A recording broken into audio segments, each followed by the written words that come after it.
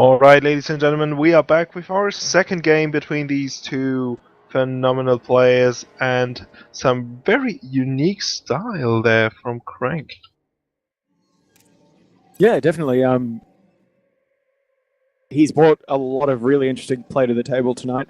Different in every single game, just slightly different, tailoring his very unique strategies to the game at hand, engaging flawlessly, and really like macroing just unbelievably well.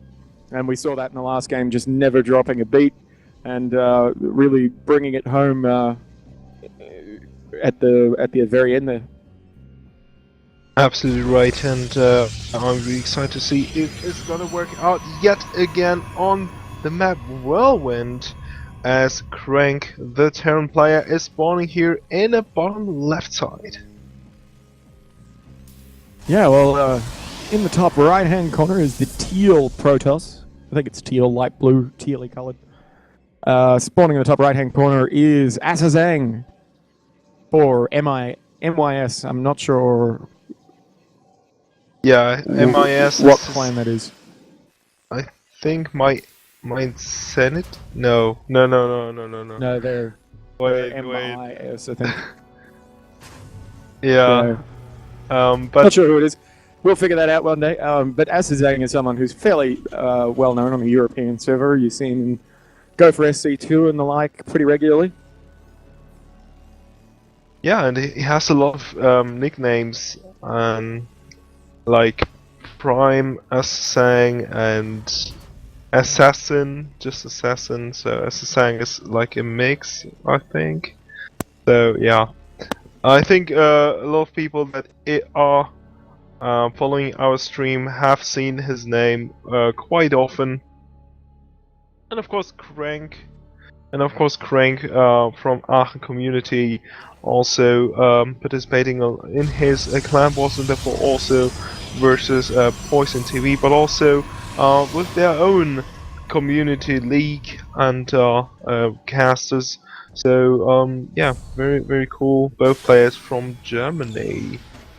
Yeah, well, so both players have scouted to their direct right and scouted incorrectly, unfortunately. So they're getting a secondary scout, basically in the secondary position that they scout. Whirlwind's such a big map that that's bound to happen. This is the first time I've seen Whirlwind in a long time. It's getting vetoed a lot more often and basically just not chosen fairly regularly.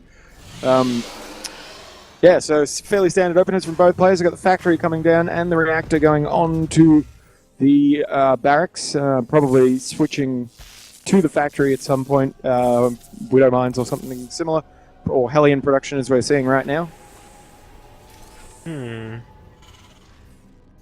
So, oh, okay. So it seems this is also forced cross-spawn, even though it is Whirlwind. So very exciting stuff. And I don't know if AsaZZang was aware of this, because I wonder, he definitely wants to have a map that is that is not that good with Mac, and I would say Whirlwind is still kind of good with Mac, even though we do have cross positions. Therefore, I think bioplay and a more mobile play would be better. I think Whirlwind's one of those maps where mech can be good or it can be really bad, because I mean it's very easy just to, like, if he sets up in a choke or in the middle of the map or something and says come at me, you just say, oh, well, no, and go around.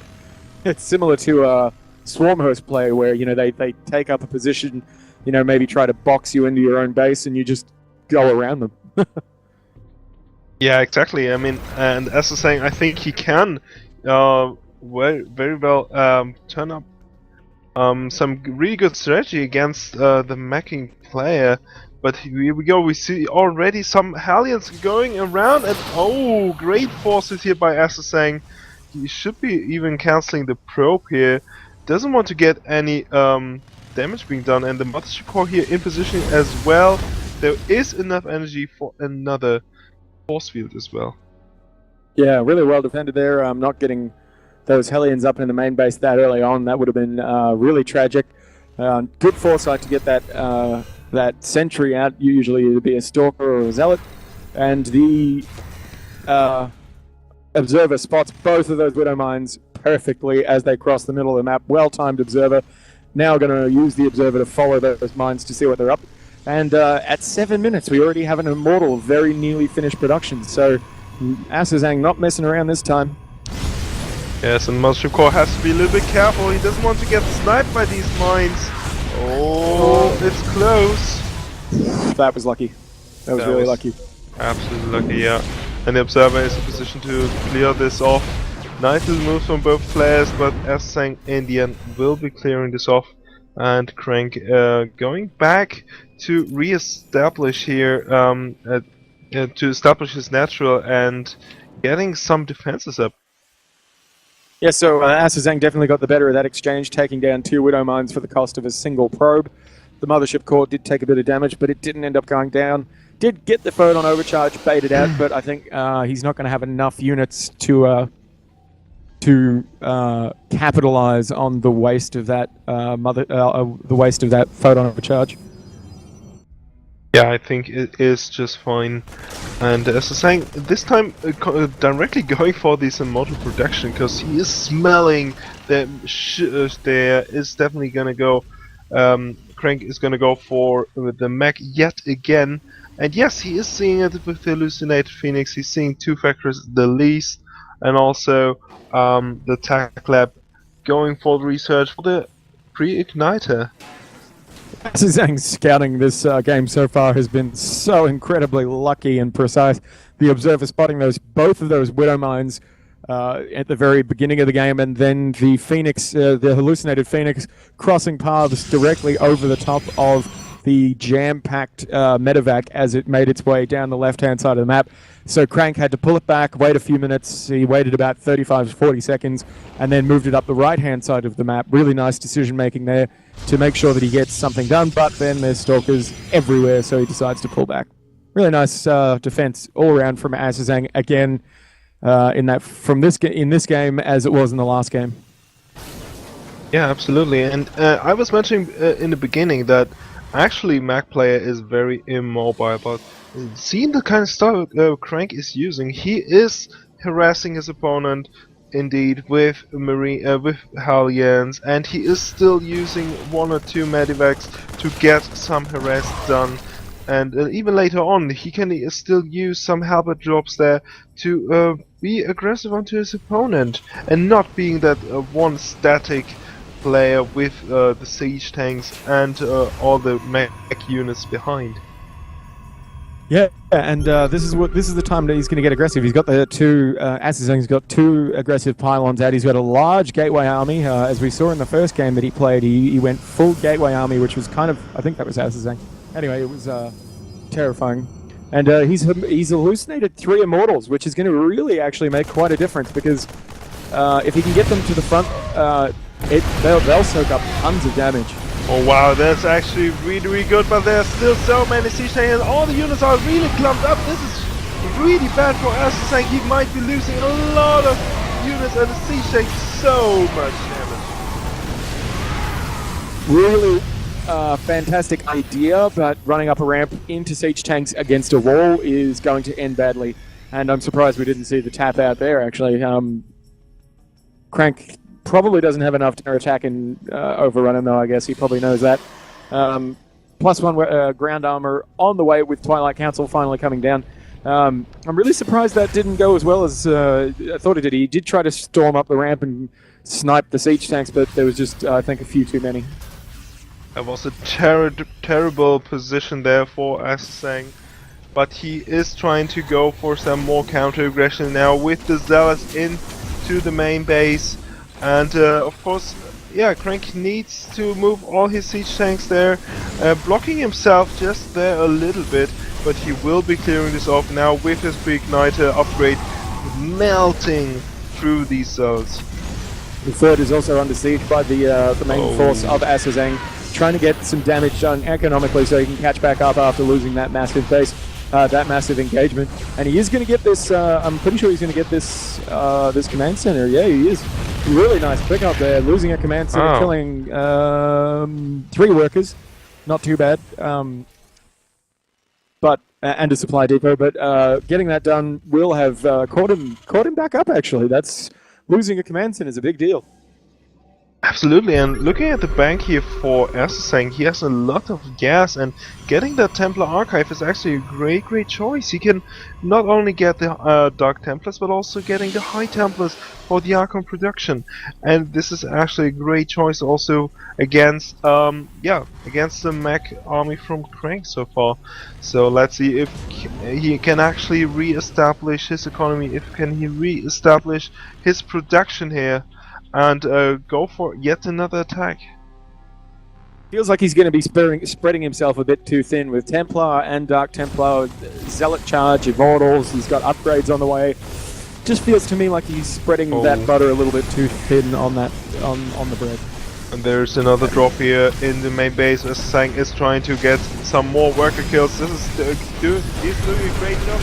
But, the T's getting spotted by one scan, but the other DT is not being attacked, and he needs to do another scan.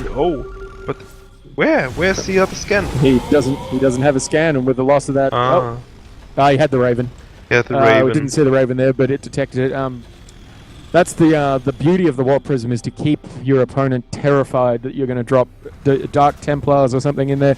Still, those Dark Templars didn't really do anything, and they could have been a couple more High Templar for an Archon or even Storms or something. So yeah, it's just feels like a bit of a waste. Right, there was an attempt of Crank dropping yet again, and he in total he is ahead. We have to say he's ahead here, even though the supply isn't really telling us. But seeing the upgrade advantage with the +2 attack upgrade and also the third base now being set up, he has the possibility to go in the later game. But as AsaZZang, he is still being annoying. He is going back into this game, trying to grab the ladder and going on top of this with his third base now getting up there as well. Yeah, well, look at the effect that these small harassments have had on Crank. In every game that he's played tonight, he's been in huge supply lead very quickly. Even playing mech, he had a supply lead very quickly, and his production was through the roof. But these tiny little attacks are throwing his game plan just a little bit, and he seems like the type of player who just does pick something that he's going to do at the start of the game and does it until it works. And it's been working for him all night.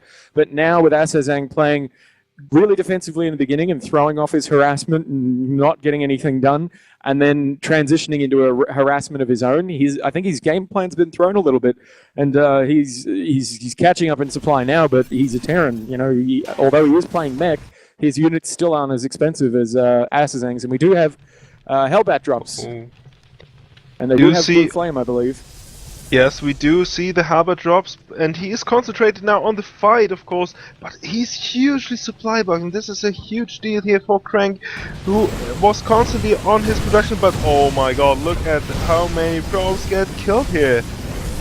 Yeah, 14, 15 probes get killed with it. All these Zealots are going to go down too. He's going to have to warp in some Stalkers to deal with those medevacs and his entire army coming off the line to deal with this. That's really poorly defended in comparison to how he's been defending for the rest of for most of tonight.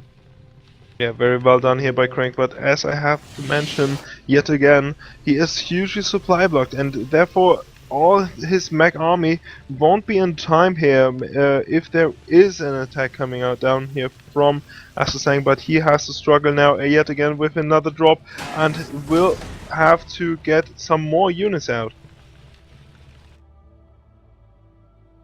Yeah, well, I think he needs to continue these counterattacks until his production facilities really kick into gear. He is slowly creeping up in supply, nearing max, but the way Terran, works through, they get to a point and their production just constantly goes up, and they're dropping the main with the Hellbats coming down with the Blue Flame, getting on top of that cannon. There's not a lot of probes here anymore because of lack of resources that it's nearly mined out there. But another drop, and we're now up to 32 workers killed. That jumped from 16 in the last minute or so. I'm not even sure where that happened, but 16 workers more killed in about a minute. Yeah, Crank did a fantastic job buying himself so much time and getting his production done here. I think he should even be eager to go for a 4th base, but as saying this time is spreading out with having a great map control with his pilots and Dark Templar here in position. So yeah, it's still very exciting. Who is on top of this game? +3 attack upgrades are on both sides, and yet again the ghosts will be big impact onto the army. Huge warfare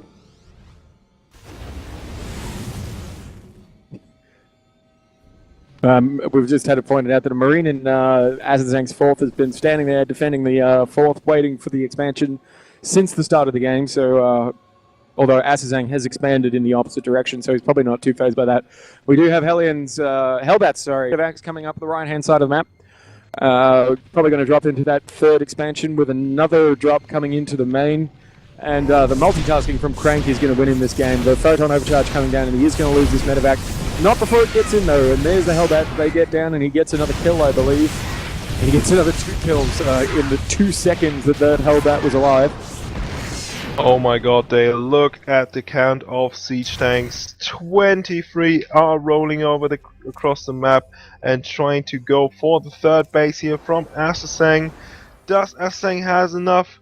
He is preparing a warp prism, and oh, it will fly above the army and get sniped here. But this is not the best position here for AsaZZang. He has to sacrifice this base. I don't think there's much he can do. I think he's going to see the number of GG. There it is. He's going to see the amount of siege tanks and know that there is nothing he can do about it, as I was expecting. Yeah, that's... you never want to see that being out. You never want to have your gateway units outnumbered by siege tanks. That's when you start to get scared. But still, I'm very surprised he just tapped out here. Feeling maybe a little bit tired here and not seeing himself in a good position, especially being annoyed by these kind of drop play. And therefore, Crank with a phenomenal play going into the finals of the Late Night Cup. Yep, so we will go to some music and get back to you very shortly with the next series.